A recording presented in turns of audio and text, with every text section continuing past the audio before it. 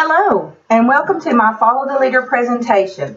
This presentation is for the leadership class number 719 in the Old Dominion University Masters of Administration program.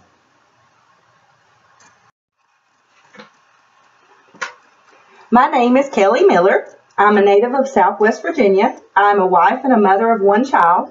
I am finishing my first year in the MPA program. I am also the Stormwater and TMDL Manager at the Virginia Department of Environmental Quality's Southwest Regional Office. What is leadership and why do we care? The definitions of leadership vary from the most basic, as in the first bullet, to more descriptive types of leadership, such as administrative leadership, defined in the second bullet. As we've learned throughout the course, there are varying approaches, behaviors, traits, and styles that make up leadership. But why do we care?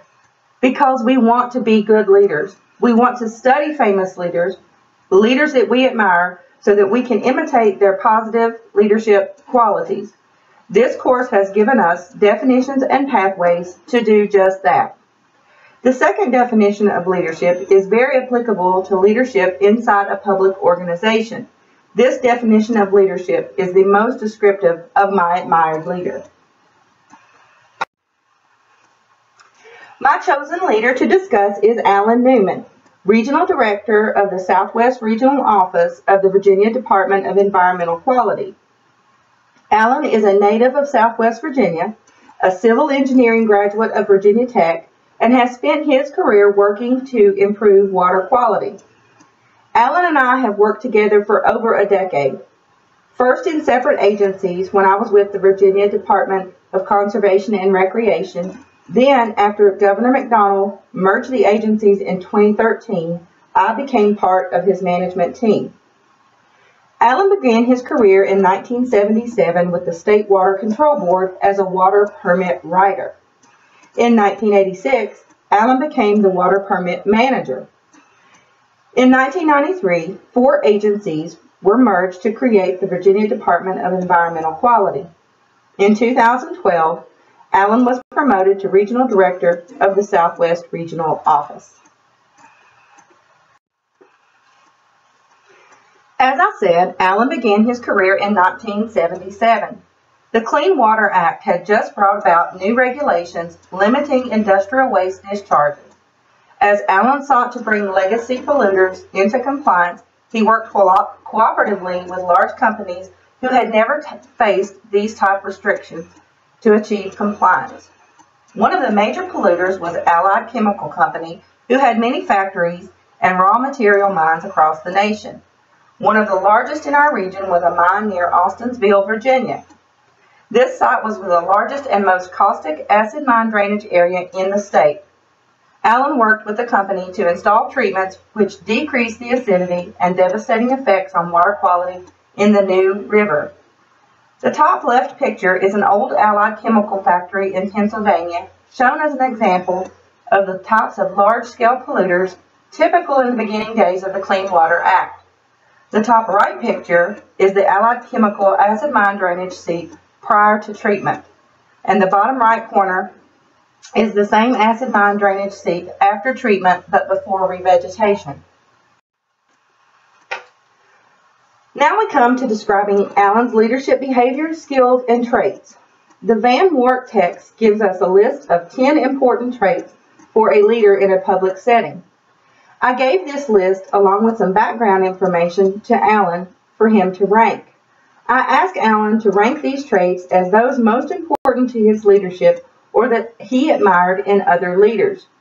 Alan's top 3 choices were willingness to assume responsibility, personal integrity, and service mentality.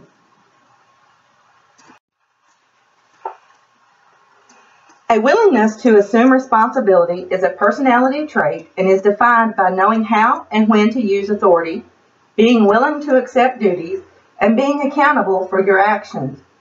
I believe Alan exhibits this by supporting his staff consistently, taking responsibility for the agency's decisions or policy implementation, and exhibiting fortitude during conflict.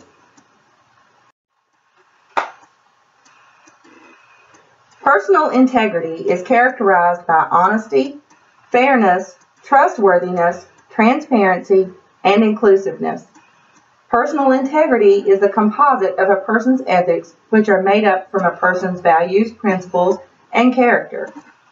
Alan must maintain his personal and professional integrity. Alan's daily activities are observed by staff, and he must therefore set the standard for accepted behaviors for internal and external interaction. Alan successfully accomplishes this by keeping a positive attitude, treating everyone with respect, and constantly advocating and supporting his staff. With external clients, Alan seeks cooperative solutions for compliance rather than quickly escalating to enforcement action. This has earned him the respect of the regulated community.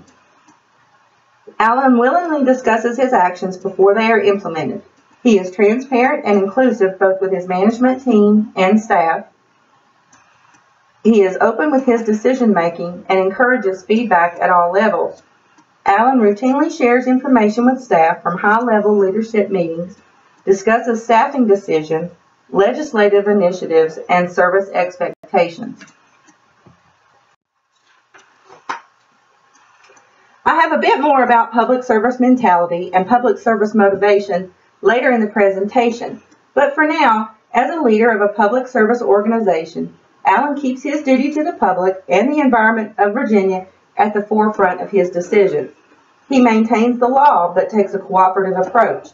He sees that his staff are cooperative and compromising as long as the best benefit is achieved for Virginia's environment and citizens. Moving on to leadership behaviors, we need to define what leadership behaviors are. The Van Wart text offers 3 classifications of leadership behaviors. The first, task-oriented behaviors, include administrative activities such as operations planning, problem-solving, informing staff and management, defining staff roles, and delegating tasks. The second are people-oriented behaviors, which are endeavors such as staff training, motivation, and conflict management.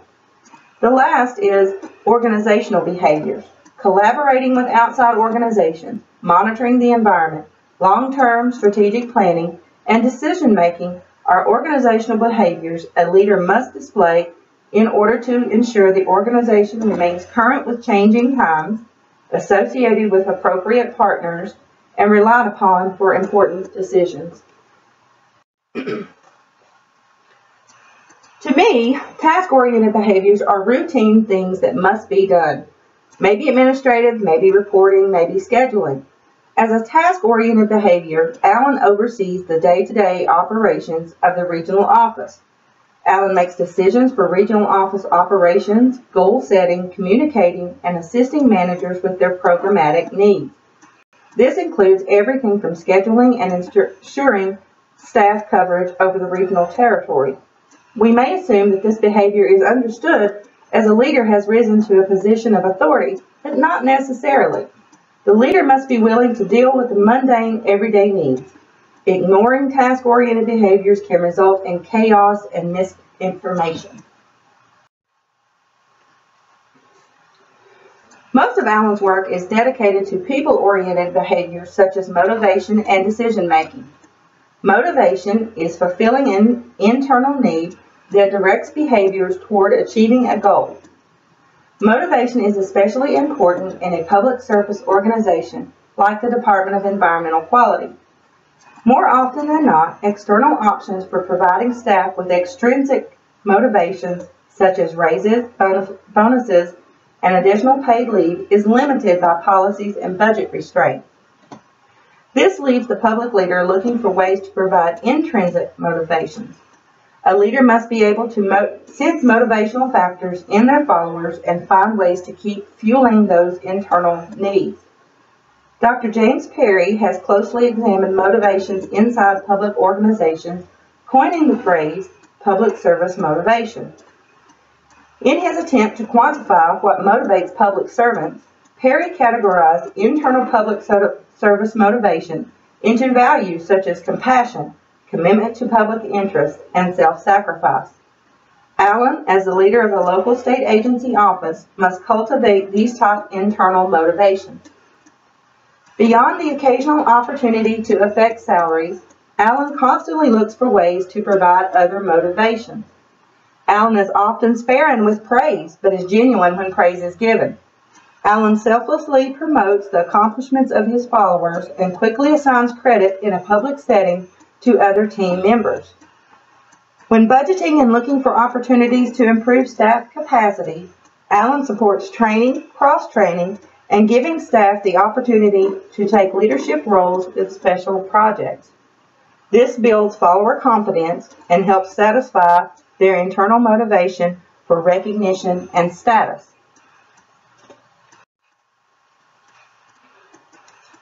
Just as problem-solving is a task-oriented behavior, decision-making is a fundamental requirement in the strategic and daily operations of an organization. Decision-making involves understanding the environment, the values inherent to the decision, and the framework in which the decision must be made. The Department of Environmental Quality has 7 operating principles guiding the agency's action. Customer service, communication, commitment, closure, consistency, and collaboration and certainty are the 7 principles DEQ uses when making a decision. As the regional office's ultimate decision maker, Alan uses a reasoned choice method of decision making within the context of the 7 DEQ principles.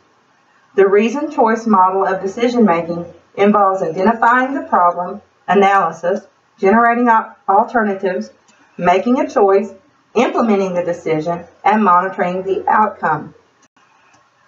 Aligned with the steps in the reasoned choice model, Alan maintains customer service through communication, works toward resolution through internal and external collaboration, applies regulations consistently, and instills certainty with the regulated community by providing his reasoning for his decision. An ideal example of the interaction of each of these behaviors is DEQ's involvement in the Clinch-Powell Clean Rivers Initiative. As Virginia's primary environmental agency, DEQ is essential to water quality improvement efforts in any watershed. In the Clinch-Powell Clean Rivers Initiative, DEQ is partnered with 6 federal agencies, the Nature Conservancy, and 4 state agencies in Virginia and Tennessee. Alan must plan to expend funding and staff resources to monitor additional water quality stations, decide on the level of interaction for group initiatives, delegate non-routine tasks to other staff members, and decide how to use the information gathered by this collaborative effort in the DEQ strategic and annual plan.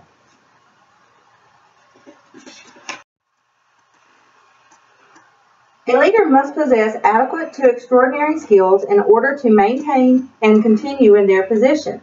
Leadership skills include communication, influence, social, analytic, technical, and continual learning.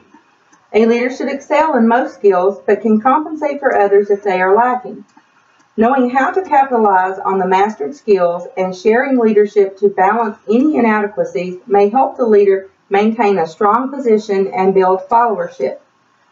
As an engineer with years of institutional knowledge, Alan has a tremendous technical skill set. Alan admits he is no longer the technical expert he once was and readily relies on staff's technical expertise. Although he mainly focused on water during his career, Alan has learned other environmental regulations such as air quality and non-point source pollution. But more importantly, Alan has learned where to seek advice and technical answers. Alan is an excellent communicator, preferring to discuss issues openly and thoroughly. Alan is comfortable for facilitating a public meeting, giving presentations at the local level, or on grand scales such as the recent Environment Virginia conference. Alan can connect on a personal level with all staff and clients. Social skills come easily to Alan. Alan is social with individual interactions, encourages staff to be social and develop friendships, participates in office social events, and can sometimes be found passing a football with the guys during a lunch break. Staff, partner agencies, and citizens appear to be comfortable approaching and talking to Allen, who is often quick to smile and laugh. Staff and external clients usually look forward to tasks when Allen is involved. Memory, discrimination, cognitive comparison, and ambiguity tolerance are analytical skills a leader should maintain in order to deal with the organization and staff needs. From routine to mission changing, Allen carefully evaluates situations for impacts and ramifications. In a recent situation, a staff member who had advanced to another position sought to retake his former position. Approaching Allen with the proposal, Allen sought the advice of both affected managers and the Human Resources Department. Assured policy allowed this action and that both managers were agreeable, Allen counseled the staff member on the implications of his actions both presently and in career planning. Allen believed having this staff member in his former position would be the best decision for the regional office, but also created a vacancy in another program that must be filled. Allen analyzed the positive and negative of this decision before allowing the transfer. Influence can be bestowed upon a leader through their formal authoritative position, but having influence over willing staff is an earned privilege. Legitimating and pressure are influence tactics gained through authority and can be useful but must be used sparingly. Allen, as shown through previous examples, has the privilege of influencing partners and staff. Allen, more often than any other tactic, uses exchange, rational persuasion, consultative, and personal appeal and friendliness influence tactics to complete necessary tasks rather than giving orders and emphasizing punishment. Working among professionals rather than line staff, Allen often does not need to use any other form of influence.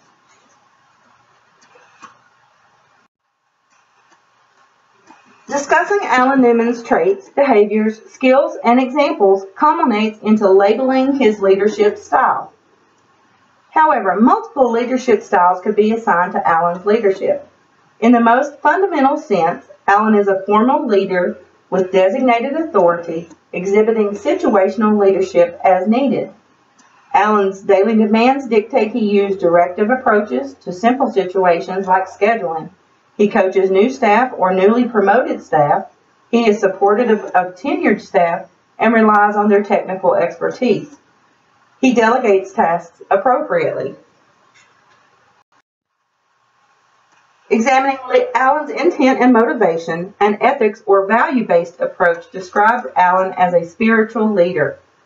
Based on examples and those Allen himself describes, a servant-based leadership classification best encompasses Allen's traits and behaviors. Allen routinely puts the needs of the agency and his duty to the public above self-interest and ambition. Servant leadership also describes Allen's attitude towards his staff. There is no dictator atmosphere, and each follower feels Allen is there to assist them rather than to serve him.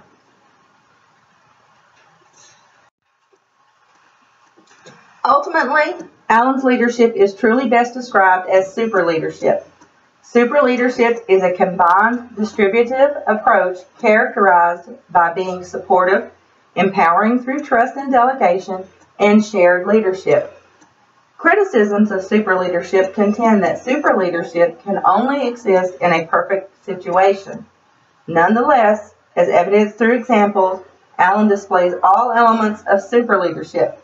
In daily activity, Allen routinely empowers his staff to make decisions such as recruitment and hiring, program implementation, enforcement, and resource allocation. Another key indicator of super leadership is production efficiency. Allen's regional office routinely meets and exceeds agency goals such as inspection targets, return to compliance, responsiveness, and participation in statewide efforts.